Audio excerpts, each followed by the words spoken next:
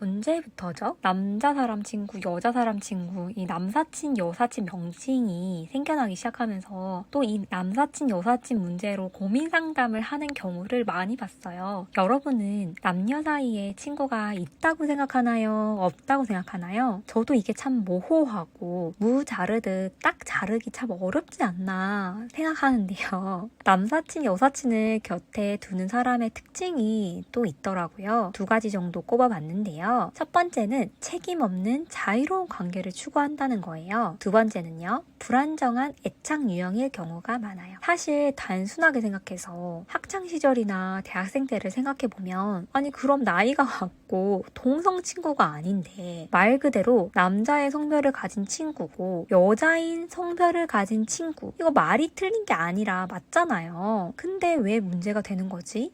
이상하지 않나요? 하지만 여기서의 핵심은 왜 문제가 되는가가 아니라 어떠한 문제가 있었는가가 핵심인 거예요. 이성 친구를 많이 두는 사람의 특징에는 책임 없는 자유로운 관계를 추구한다고 했었잖아요. 이런 사람들의 특징은 관계에 있어서 어떠한 책임 없이 즐거움만 누리려고 한다는 거예요. 100% 다 그렇다고 말할 수는 없겠지만 비혼주의임에도 연애를 하는 분들은 서로에게 책임은 지지 않지만 그 외에 누릴 수 있는 즐거움은 포기할 수 없다는 것 같거든요. 남사친, 여사친이 있을 수는 있어요. 하지만 그 남사친, 여사친의 존재로 나의 그 허전한 채울 수 없는 욕구들을 암묵적으로 채우고 있지 않나. 정말 가슴에 손을 얹고 생각해 볼 수 있어야 해요. 두 번째는 불안정한 애착 유형인데 이번 낯솔 사계에서 17기 순자님이 남사친이 많다고 얘기했었거든요. 자유롭고 다이나믹한 연애 스타일이었던 순자님은 정말 자유로움을 뛰어넘어서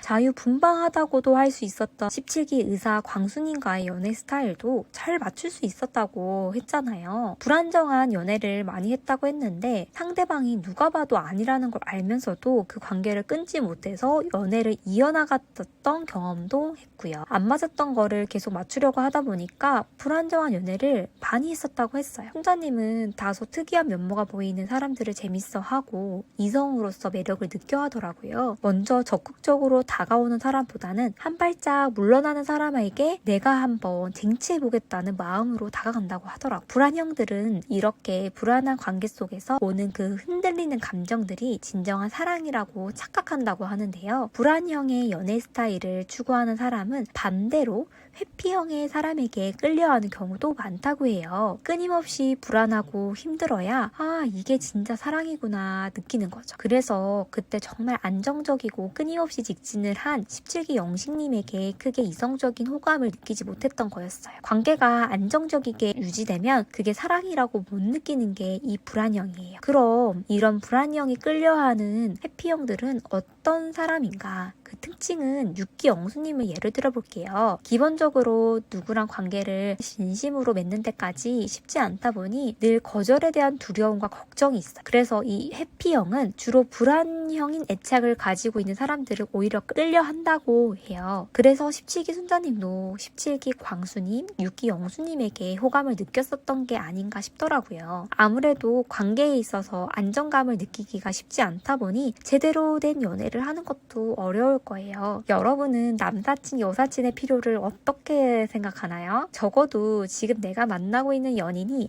남사친, 여사친의 존재에 대해서 조금이라도 좋지 않은 인식을 가지고 있다면 왜 그런지 함께 얘기해보고 조심할 필요는 있다고 생각해요. 근데 저도 결혼을 하고 30대의 삶을 살아가고 있는데 남자 동기들이 있거든요. 근데 그 친구들을 남사친이라고 부르진 않는데 무튼 여러분들의 경험과 생각도 정말 궁금하네요. 영상 봐주셔서 감사해요.